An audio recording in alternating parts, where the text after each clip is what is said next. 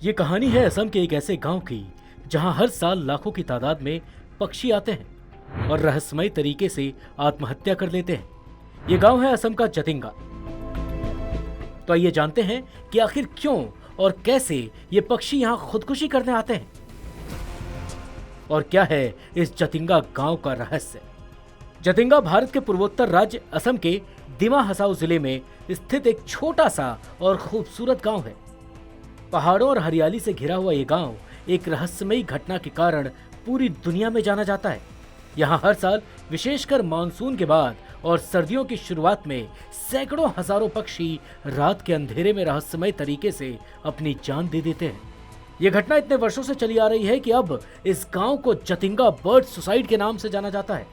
सवाल यह है कि आखिर क्या है इस जगह का रहस्य, क्यों ये पक्षी जतिंगा गांव की ओर आकर्षित होते हैं और वहां आकर अपनी जान दे देते हैं।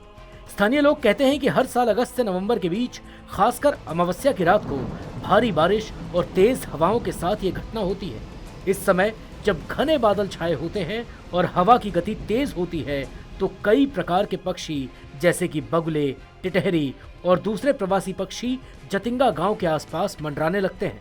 रात के अंधेरे में गांव की जलती हुई मशालों और रोशनी की ओर आकर्षित होकर ये पक्षी तेजी से उड़ते हुए आते हैं और पेड़ों, दीवारों, यहाँ तक कि जमीन पर गिरकर मर जाते हैं।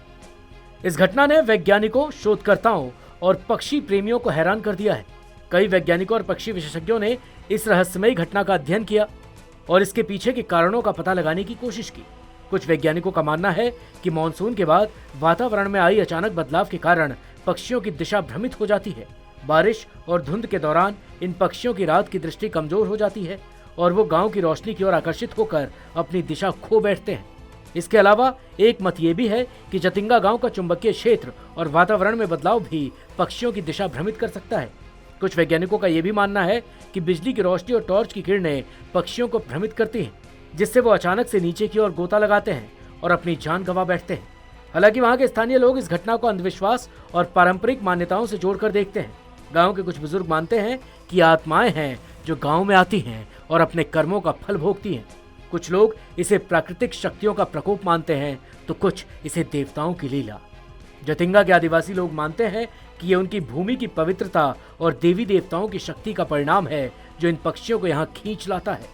हालांकि इन मान्यताओं का कोई वैज्ञानिक आधार नहीं है, लेकिन आज भी ग्रामीणों के विश्वास का एक हिस्सा है। पक्षियों की आत्महत्या के इसी रहस्य ने जतिंगा को पूर्वोत्तर का एक प्रमुख पर्यटन स्थल बना दिया है, जहां हर साल हजारों पर्यटक इस अजीबोगरीब घटना को देखने के लिए आते हैं। जतिंगा गांव में पक्षियों की आत्महत्या की ये कहानी अब तक न केवल एक रहस्य बना हुआ है, बल्कि ये हमारे प्रकृति और पर्यावरण के प्रति समझ को भी चुनौती दे रहा है।